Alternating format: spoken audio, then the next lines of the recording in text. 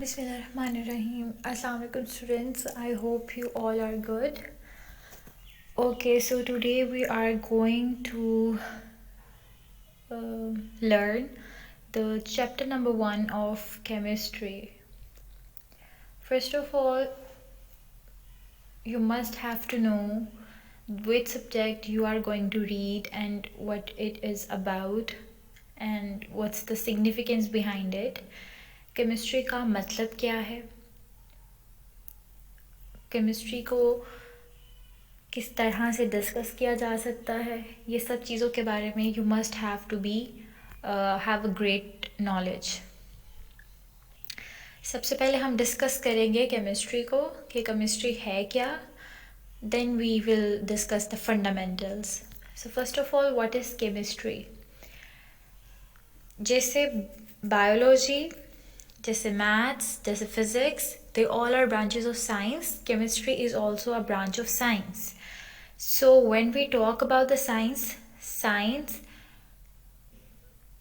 so it's all about the composition, structure, properties, everything including in science. Science is a life of a human organism, or you can say a living organism. So when we discuss the chemistry, which is the branch of science, so here is the definition of chemistry. The branch of science which deals with the composition, structure, properties and reactions of matter is called chemistry. Basically chemistry में composition आ जाती है, structure आ जाते हैं, properties आ जाती हैं, reactions of matter आ जाते हैं.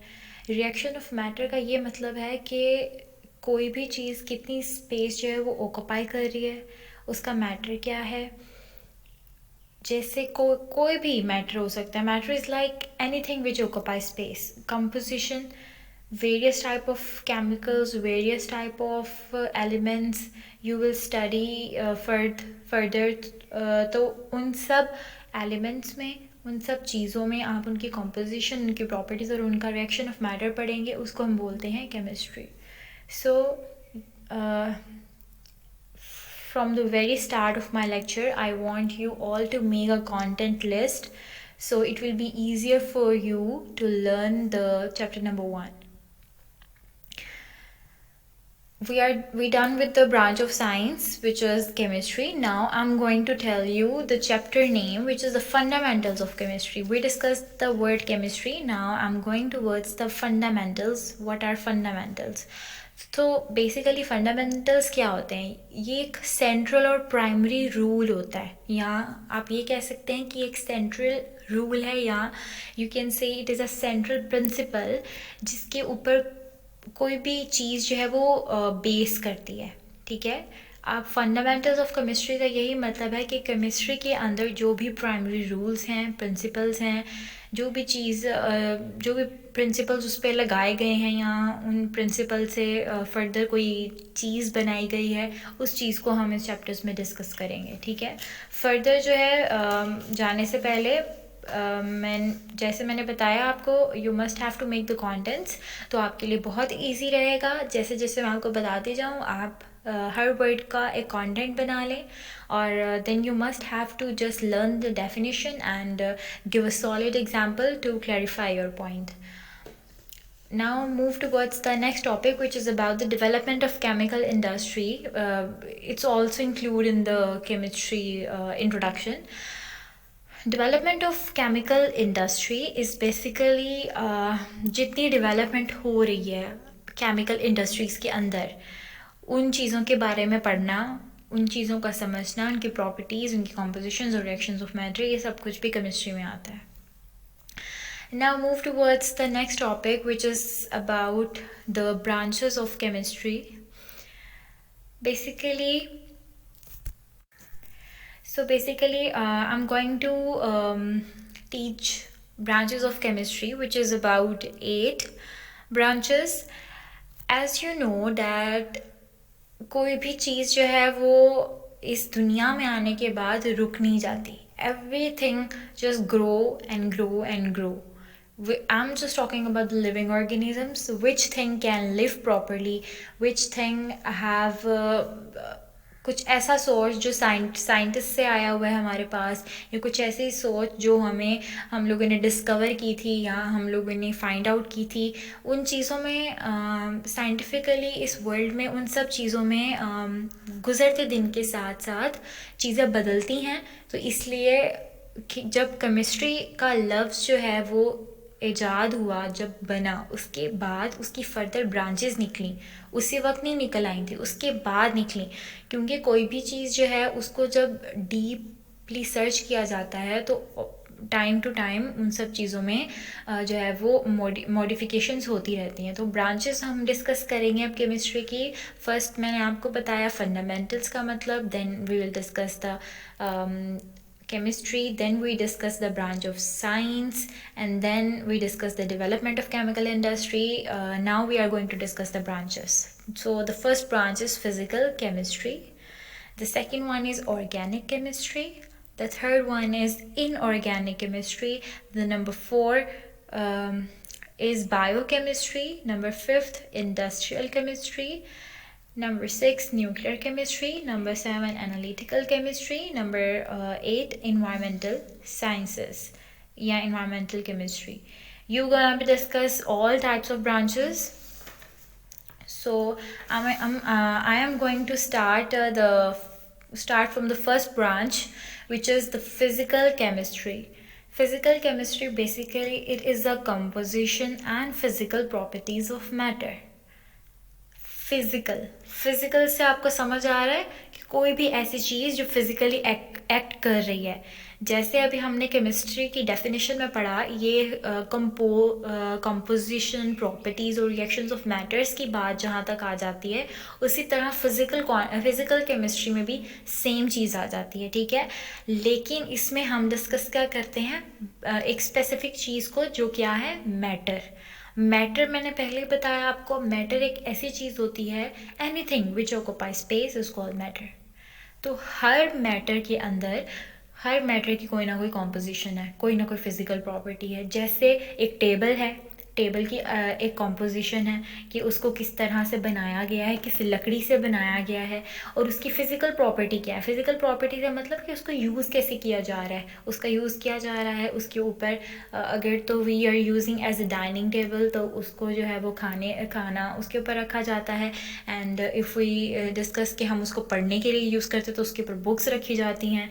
There further type of things, लेकिन we are just talking about the matter वो है जो स्पेस ऑक्यूपाई करता है। तो हर वो चीज़ जो स्पेस ऑक्यूपाई करती है, उसकी कॉम्पोजिशन और फिजिकल प्रॉपर्टीज़ को हम फिजिकल केमिस्ट्री में रीड आउट करते हैं।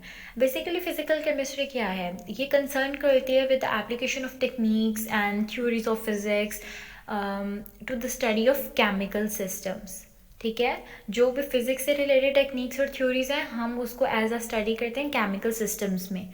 तो अगर प्रॉपर्टीज़ की बात भी की जाए, इसमें जो मैंने अभी आपको बताया है उसकी definition, composition and physical properties of matter. तो I done with the composition word, I done with the physical word, and I done with the matter word. Now comes to the properties, physical properties. तो properties जो है हमारे पास basically atoms हो सकते हैं, formation of molecules and solids भी हो सकते हैं। इसका ये मतलब है कि जैसे मैंने मैटर बताया कि वो चीज़ जो स्पेस ऑक्यूपाई करे, उसी तरह एटम्स हैं जिनकी फॉर्मेशन होगी इन the form of molecules and solids. तो सॉलिड्स की और मॉलिक्यूल्स की जो है उनकी भी हम कंपोजिशन और प्रॉपर्टीज़ को पढ़ सकते हैं, जिसको हम ओवरऑल नाम देते हैं फिजिकल केमिस्ट्री का। Now comes to the second branch, which is the organic chemistry. Organic chemistry basically क्या है?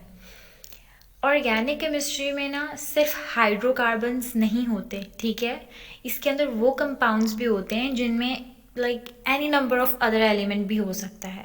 तो हाइड्रोकार्बन्स क्या है, हाइड्रोजन और कार्बन से मिलकर जो एलिमेंट बनता है उसको हाइड्रोकार्बन्स कहते हैं, ठीक है। बेसिकली ये स्टडी क्या है, covalent compounds of carbon and hydrogen की। ऑर्गेनिक केमिस्ट्री में आप जब भी पढ़ते हैं, स्टडी करते हैं, उसको कहते हैं covalent compounds of carbon and hydrogen, जो बेसिकली कुछ जो है वो नेचुरली भी अकर करती हैं और कुछ को जो है वो सिंथेसाइज किया जाता है लेबोरेटरीज के अंदर। Obviously we are talking about the chemistry. Chemistry is like some elements can occur naturally, बहुत पहले, और कुछ जो है उनको बाद में सिंथेसाइज किया गया लेबॉर्ट्री में। तो same is with the organic chemistry, covalent compound से मिलकर ये जो बनती है, और कुछ नेचुरली अक्रिंग होते हैं, कुछ सिंथेसाइज किए जाते हैं। और अगर हम ऑर्गेनिक केमिस्ट्री का अपनी लाइफ में रोल देखें तो ये है कि ये बेसिकली पेट्रोलियम और पेट्रोकेमिकल्स एंड फार्माक्यूटिकल इंडस्ट्रीज को कवर करता है, ठीक है। Now move towards the inorganic. As I discussed the organic, and now we are going to discuss the inorganic. Basically they are just completely opposite to each other. So inorganic में हम क्या पढ़ते हैं, यहाँ पे हम लोग ये इनऑर्गेनिक की बात करते हैं तो यहाँ पे हमें ये बताया गया है कि ये स्टडी है एलिमेंट्स की और उनके कंपाउंड्स की, जो कार्बन और हाइड्रोजन जो है उनसे मिलकर बने होते हैं।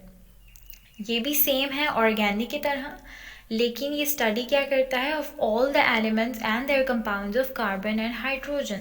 हमने ऑर्गेनिक में तो सिर्फ कोवलेंट कंपाउंड्स की बात की थी, ठीक है। यहाँ पे हम सारे एलिमेंट्स की बात कर रहे हैं और उनके कंपाउंड्स की बात कर रहे हैं। तो इनऑर्गेनिक में देखा जाए तो basically it's a synthesis and behaviour of like inorganic compounds which have the organometallic properties, ठीक है। इनऑर्गेनिक केमिस्ट्री का काम क्या है या हमारी लाइफ में क्या रोल है? ऑब्वियसली हर ब्रांच को एज ए डेफिनेशन पढ़ना और उसका रोल पता होना या उसका कॉन्सेप्ट लेना, दैट्स अ गुड थिंग।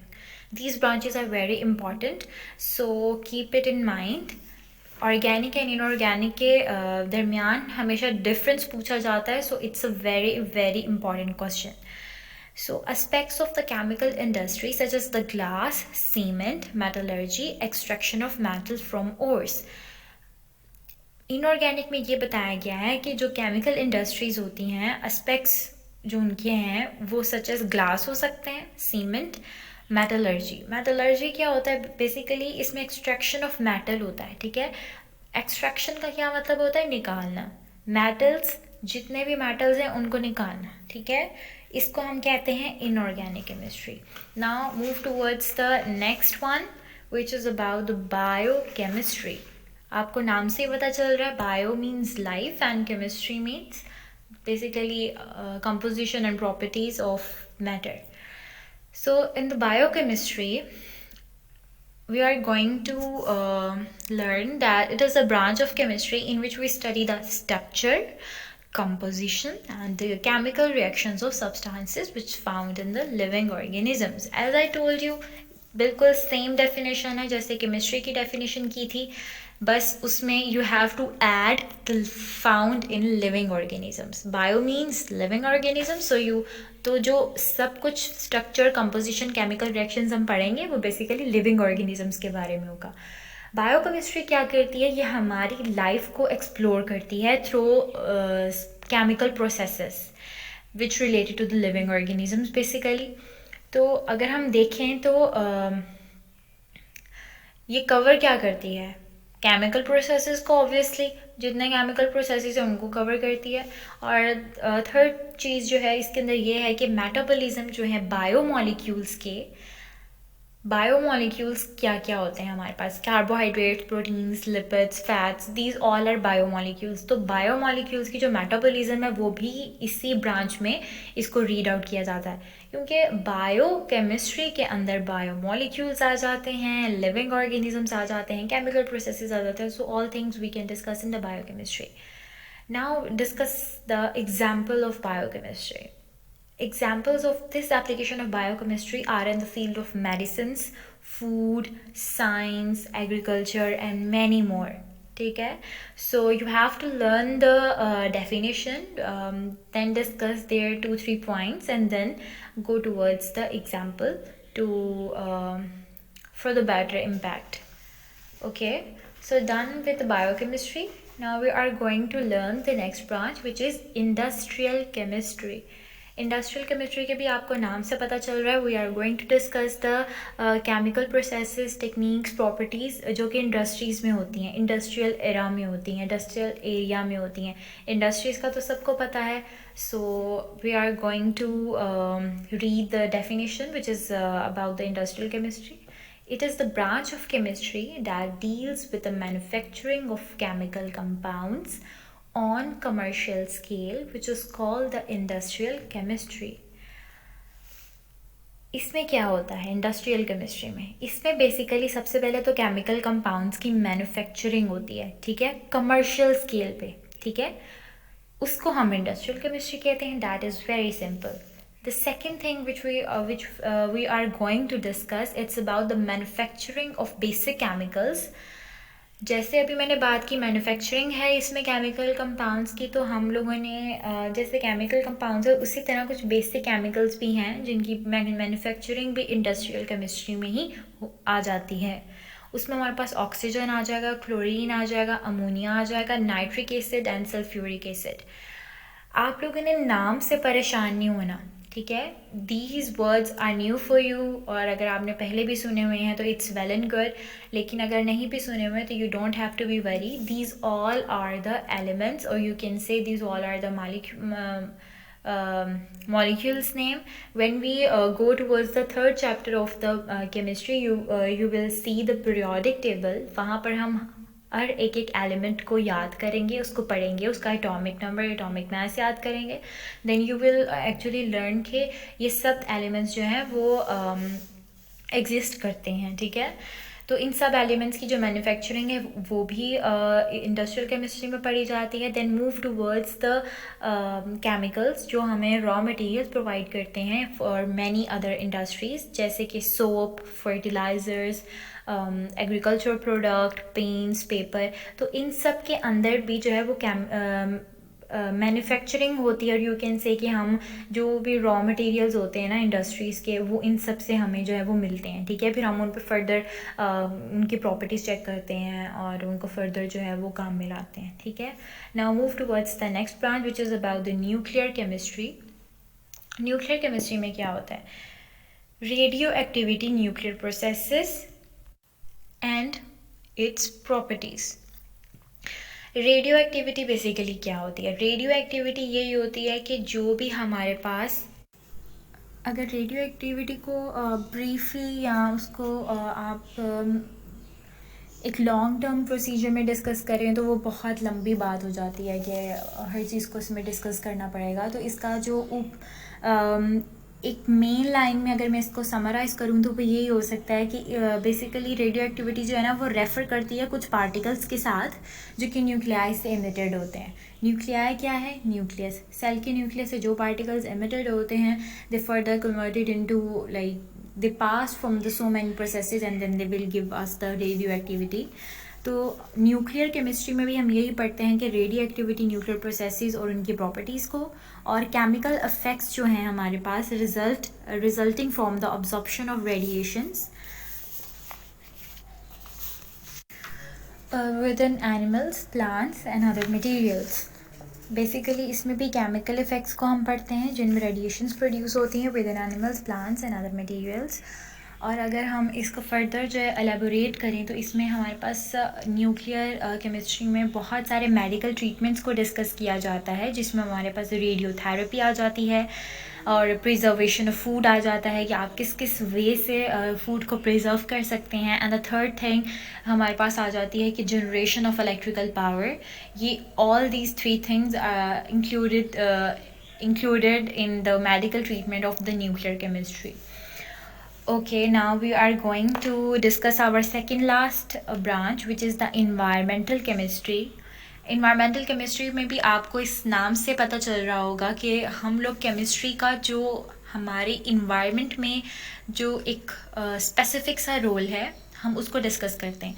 हमें हर चीज़ को डिस्कस करने के लिए एक एवेल्यूएशन चाहिए, हमें उसके पीछे एक स्ट्रॉन्ग पॉइंट चाहिए कि ऐसा क्यों था या ऐसा क्यों हुआ, या इस ब्रांच में हम ये कैसे पढ़ रहे हैं और क्यों पढ़ रहे हैं.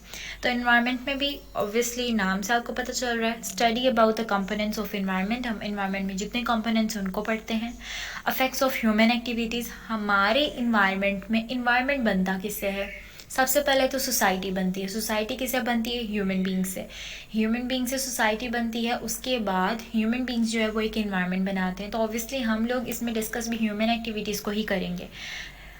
Environmental chemistry is related to the biology, ecology, soil and water. Environmental chemistry जो है वो ऑब्वियसली हमारी लाइफ से, हमारे सोशल बिहेवियर से, हमारे एटीट्यूड से, सॉइल, वाटर, इन सब चीज़ों से रिलेट करती है. And it is necessary for its improvement and protection against pollution. तो इन्वायरमेंटल केमिस्ट्री हमें ये भी सिखाता है कि अगर इन्वायरमेंट आपका साफ़ है तो obviously there is improvement in protection, और कोई पोल्यूशन नहीं होगा, या पोल्यूशन से किस तरह से बचा जा सकता है. Okay, the last branch which we are going to discuss is analytical chemistry. Analytical chemistry में क्या होता है? ये हमारे पास एक ब्रांच ऑफ केमिस्ट्री है जो डील करती है with separation and analysis of sample to identify its components. आपके पास यू हैव 2 सैम्पल्स, ठीक है, यू हैव 2 सैम्पल्स, और आपने उसमें से डिफ्रेंशिएट करना है उन 2 सैम्पल्स को. तो आप उनको एनालाइज करते हो. जैसे किसी चीज़ को ऑब्जर्व किया जाता है, बिल्कुल उसी तरह आप उसको एनालाइज करते हो, उनमें डिफरेंस फाइंड आउट करते हो, और जब आपको डिफरेंस जो है उसे पता चल जाता है, then you can differentiate the between the samples, and then you can separate the samples. In analytical chemistry, there are 2 types which we are going to discuss. It's qualitative and quantitative analysis. So we are going to discuss the types. First type है qualitative. इसके भी नाम से आपको पता चल रहा होगा, क्वालिटी के बारे में we are going to discuss about the quality. तो एनालिटिकल में जैसे मैंने आपको बताया, you can differentiate between the samples. उसी तरह अगर क्वालिटेटिव, क्वालिटी के बारे में बात की जाए, तो इसमें भी यही होगा कि आप इसमें सब्सटेंस को आइडेंटिफाई करते हो, ठीक है. क्वालिटी में मतलब उसकी क्वालिटी को चेक करते हो. और अगर हम क्वांटिटेटिव की बात करें, तो आपको क्वांटिटेटिव के भी नाम से पता चल रहा है, इट्स अबाउट द क्वांटिटी के amount of each component present in the sample. हमने कोई भी सैम्पल लिया है, हम उसमें देखेंगे कि उसमें किस चीज़ की कितनी कितनी क्वांटिटी है.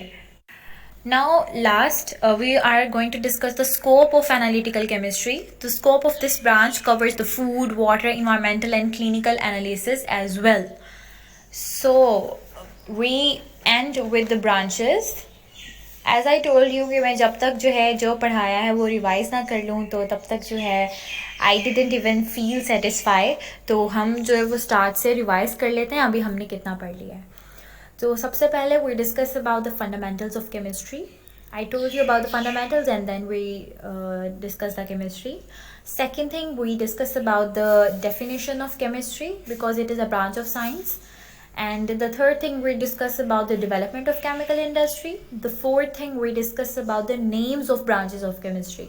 Whenever you have to solve the questions about the branches of chemistry, for the good impact to the checker or the supervisor, you must have to pinpoint the names first. Just write the names of branches first, then elaborate or define the each branch which they ask, or if they want all of them, then define all of them. But first write names like 1 to 8. Okay, so we discussed the branches: physical chemistry, organic chemistry, inorganic chemistry, biochemistry, industrial chemistry, nuclear chemistry, and we discussed the environmental chemistry, analytical chemistry. Okay, that's done with the branches. Now here you can see here's a activity and or you can say the test yourself 1.1. Here you can see the 8 questions on your book. जो भी पीछे हमने अभी पढ़ लिया और उसको revise कर लिया, you can see here are some questions, so you can easily answer them after you learn. Now we are going to discuss some basic definitions, which is about the matter, substance and mixture. What is matter? First we are going to discuss what is matter. शुरू में ही मैं आपको बता चुकी हुई हूँ कि what is matter. Matter basically क्या है? Anything in this world which has mass and occupies space is called matter. All types of matter that exist any one of the 3 physical properties: solid, liquid and gas. अगर solid चीज़ है, कोई liquid चीज़ है, या कोई gaseous form में है, all are consist in the form of matter. तो हम उसको यही कहते हैं कि this thing either is a solid, liquid और गैस. उसमें कोई मास है एंड उसने कोई चीज़ या कोई स्पेस ऑक्यूपाई की हुई है, तो this is the matter. solid में there, like you can discuss the molecules. Molecules, even if they are in the container which have a lot of water and there are the water molecules in it, but if it is in the solid form, the molecules are very closely tied up with each other, तो obviously वो कोई ना कोई mass जो है उसको contain करेंगे. And we discussed about the liquid. Liquid में क्या होता है, molecules जो है वो they are not closely packed but they are close to each other, so they also contain mass. And if we talk about the gaseous stuff, gaseous maybe have the light weight but they will occupy space. So now we are going to discuss the substance. Substance is a piece of matter in pure form is termed as substance. It's a basic definition, you just have to learn it. The next word, the next thing which we are going to discuss about the substance is like every substance has a fixed composition. कोई भी आप substances दुनिया में उठा लें उसकी composition fixed होगी, ठीक है. Composition मतलब कि वो किन चीज़ों से मिलके बना हुआ है. You can't change the naturally occurring elements or substance by your own. जो चीज़ उसकी है naturally वो naturally ही रहेगी. It's gonna be fixed. So we discussed the basic definitions of matter and substance. Now we are going to discuss the mixture. Mixture basically क्या होता है. Mixture होता है कि impure matter is called mixture. जैसे हमने matter पढ़ा था, but this is the impure matter. Impure मतलब कि कुछ चीज़ें dissolve हो रही हैं और कुछ चीज़ें वो dissolve नहीं हो रही, ठीक है. This is the mixture. Mixture से ही आपको पता चल रहा है कि दो चीज़ों को आपस में मिलाया जाए तो it called the mixture. So कुछ impurities को, impure matters को आपस में मिलाया जाए तो it will call the mixture. Mixture जो है वो होमोजीनियस भी हो सकता है और हेट्रोजीनियस भी. ज़रूरी नहीं है कि कोई भी चीज़ मिक्स ना हो और ज़रूरी ये भी नहीं है कि हर चीज़ मिक्स हो. तो which can be homogeneous. Homogeneous क्या हो सकता है, सॉलिड, लिक्विड और any type of mixtures that has like the same proportion of the gaseous components, ठीक है. और अगर हम लोग heterogeneous की बात करें तो obviously they are non-uniform composition, यानी कि mixture dissolve नहीं हुआ but they have impurities in it. homo मतलब same and hetero मतलब difference.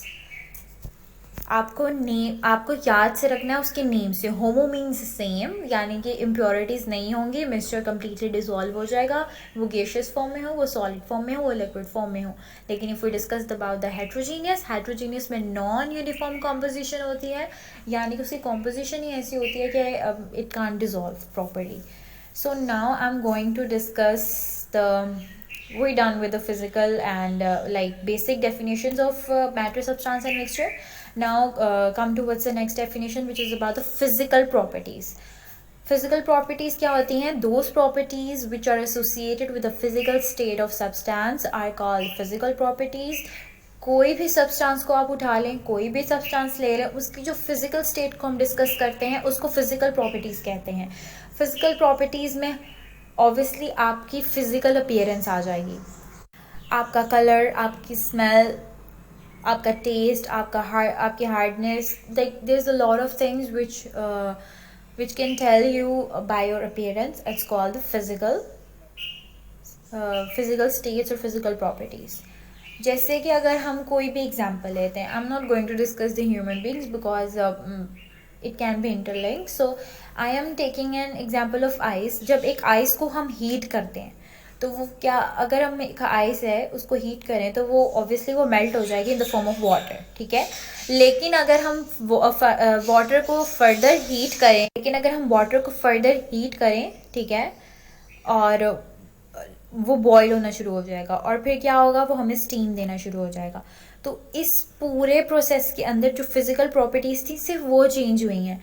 यानी कि आइस से पहले आइस थी, फिर हमने हीट किया, वाटर बन गया, फिर वाटर था, उसके मॉलिक्यूल सेपरेट हो गए, ठीक है, लिक्विड फॉर्म में आ गए. उसके बाद जो है हमने उसको दोबारा हीट किया तो वो स्टीम की फॉर्म में, जो गैशियस फॉर्म में जो है वो उड़ने लग गए. तो इस पूरे प्रोसेस में फिज़िकल प्रॉपर्टीज़ चेंज हुई हैं, केमिकल प्रॉपर्टीज़ चेंज नहीं हुई, ठीक है, क्योंकि वो तो वाटर ही रहा है. वाटर से ही आइस बनती है, बॉयल में भी वाटर ही आया, और जिसकी स्टीम उड़ रही थी हवा में वो भी वाटर था. तो केमिकल प्रॉपर्टी चेंज नहीं हुई बट फिजिकल अपीयरेंस या फिजिकल प्रॉपर्टी ज़रूर चेंज हुई हैं.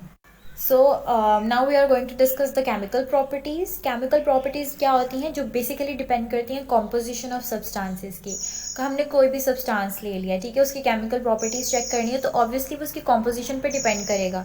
हमें उसकी कॉम्पोजिशन से ही पता चल जाएगा कि वो कैसा सब्सटेंस है. जैसे कि when a substance undergoes a chemical change, ठीक है, its composition changes and new substance are formed. Chemical properties में ऐसे नहीं होता, ठीक है. इसमें ऐसे होता है कि जैसा फिजिकल प्रॉपर्टीज़ में हमने पढ़ा कि आप उसी कंपाउंड को या उसी सब्सटेंस को कन्वर्ट कर सकते हो इन द डिफरेंट स्टेजेस. तो सब्सटेंस जो होता है ना, वो अंडरगोज अ केमिकल चेंज में जाता है, उसकी कंपोजिशन चेंज होती है और एट द एंड आपको एक न्यू सब्सटेंस मिलता है. पुराने सब्सटेंस को आप डिस्कस नहीं कर सकते, आपको न्यू सब्सटेंस मिलता है. और अगर हम केमिकल प्रॉपर्टीज़ की एग्जांपल को डिस्कस करें तो बेसिकली इसमें क्या होता है, इसमें एक डीकम्पोजिशन हो जाती है वाटर की, which is the chemical change as it produces the hydrogen and oxygen gases. ठीक है, हमने उसमें वाटर की एग्जांपल ली थी, इसमें भी वाटर की एग्जांपल है, बट इसमें क्या है, डीकम्पोजिशन हो गई है वाटर की. ठीक है, डीकम्पोजिशन ऑफ वाटर क्या होता है, basically it's an chemical change as it produces hydrogen and oxygen gases. Steam की फॉर्म में वाटर उड़ रहा है हमारे पास से, ठीक है, तो उसकी डीकम्पोजिशन हो गई हुई है. ठीक है, उसकी डीकम्पोजिशन होने के बाद क्या होगा, चेंज आ जाएगा, केमिकल चेंज आ जाएगा और जो है बेसिकली वो हमारे पास हाइड्रोजन और ऑक्सीजन गैसेस को प्रोड्यूस करने लग जाएगा, क्योंकि H2O से मिलके वाटर बनता है.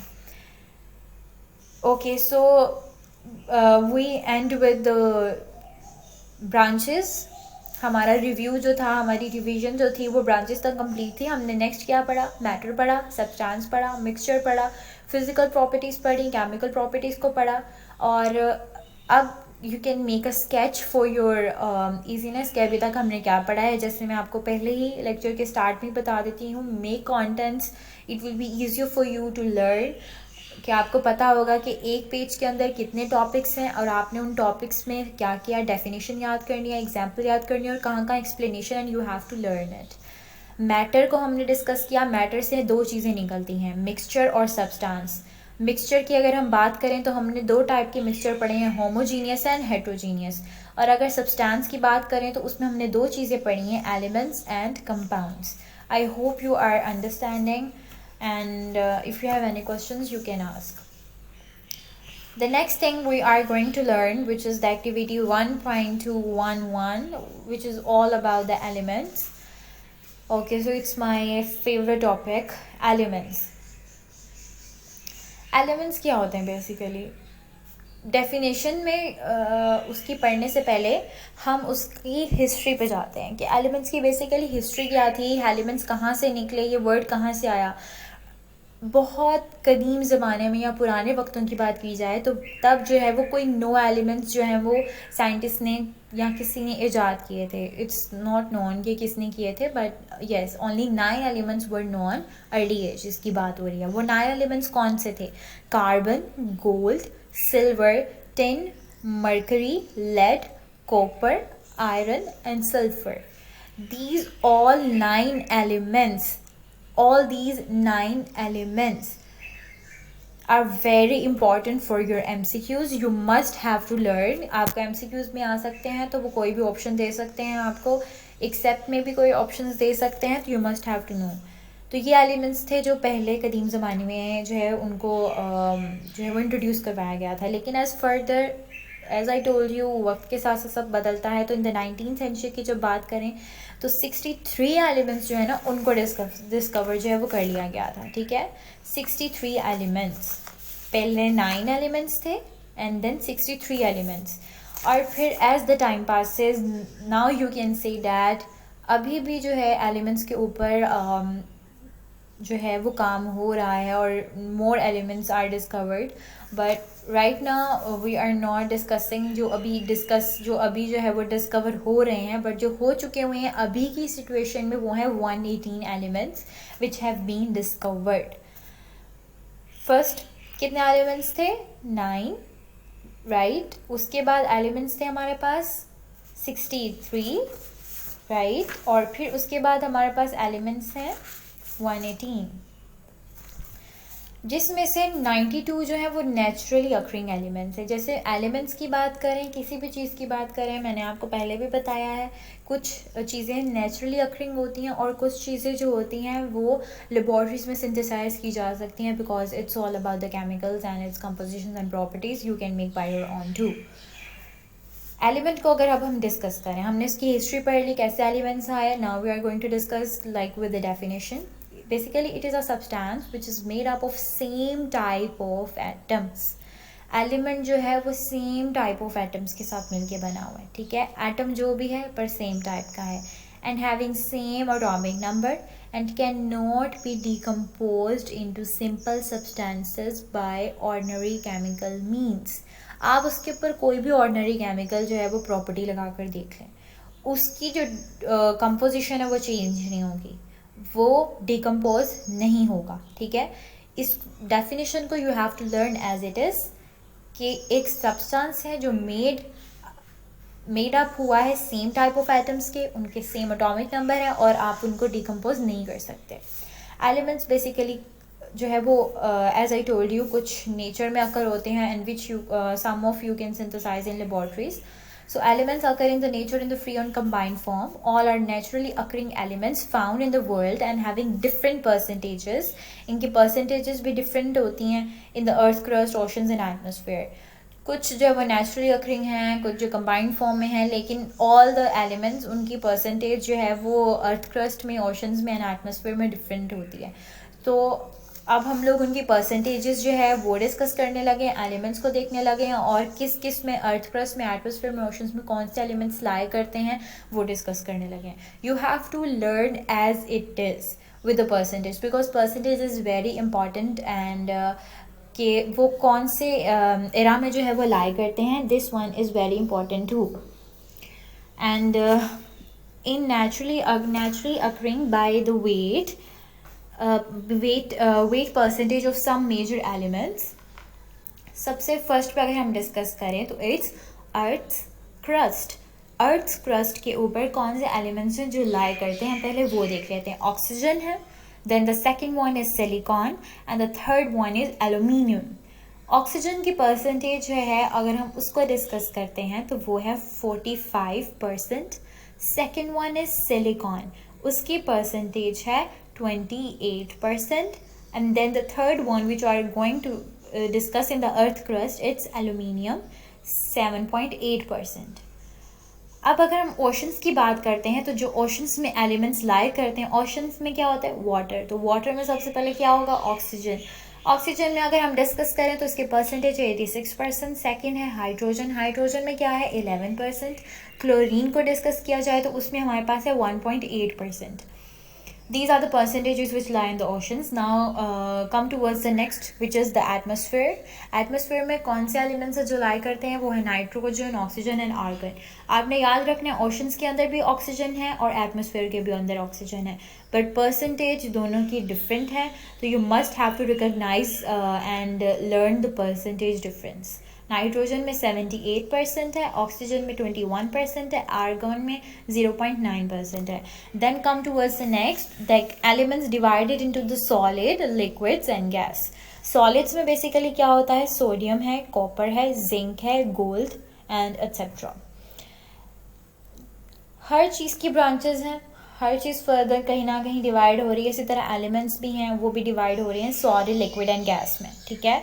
सॉलिड मैंने भी आपको डिस्कस किया कि सॉलिड के अंदर कौन कौन से एलिमेंट्स आ जाएंगे, sodium, copper, zinc, gold and etcetera, यानी कि मच मोर. लिक्विड को डिस्कस करें, उसके अंदर हम 2 एलिमेंट्स को डिस्कस करेंगे विच is about the mercury and bromine. और अगर हम गैस को डिस्कस करें तो उसमें भी हमारे पास जो है वो 4 एलिमेंट्स आ जाएंगे, nitrogen, oxygen, chlorine and hydrogen. You have to learn as it is as written in your book and it's very important for the MCQs. So basically अगर हम एलिमेंट्स को डिस्कस कर रहे हैं on the basis of all the properties of elements, अगर ये divide हो रहे हैं सॉलिड, लिक्विड, गैस में, तो इसी तरह डिवाइड हो रहे हैं मेटल्स में, नॉन मेटल्स में एंड मेटलॉइड्स में. इन द फर्दर चैप्टर्स और इन द फर्दर डिस्क्रिप्शन हम मेटल्स, नॉन मेटल्स और मेटलॉइड्स को भी डिस्कस करेंगे, लेकिन फ़िलहाल I am going to skip these. You just have to learn it as it is. So अगर हम सॉलिड्स की बात करें लिक्विड्स की बात करें, गैस की बात करें, percentages are different of elements, ठीक है। तो I am going to sum up my topic or my lecture right here. So this is the last thing which I am going to discuss. Elements की जिस तरह मैंने अभी आपको बताया कि परसेंटेज है सॉलिड, लिक्विड एंड गैस में, इसी तरह ये बताया गया है कि सॉलिड के अंदर एलिमेंट्स की जो परसेंटेज है वो 80% है। As I told you in the third chapter, जब हम पीरियोडिक टेबल को डिस्कस करेंगे जिसमें एलिमेंट्स हैं सॉलिड, लिक्विड और गैस गेशियस फॉर्म में, उनके atomic numbers, atomic masses, where they lie, where they pin out, हम सब कुछ जो है वो उसमें डिस्कस करेंगे। Then you will actually learn के सॉलिड जो हैं वो एलिमेंट्स ज़्यादा हैं as compared to the liquids and gas in the periodic table. I hope you all understand very well what I really want to teach you students, and best of luck. Allah Hafiz.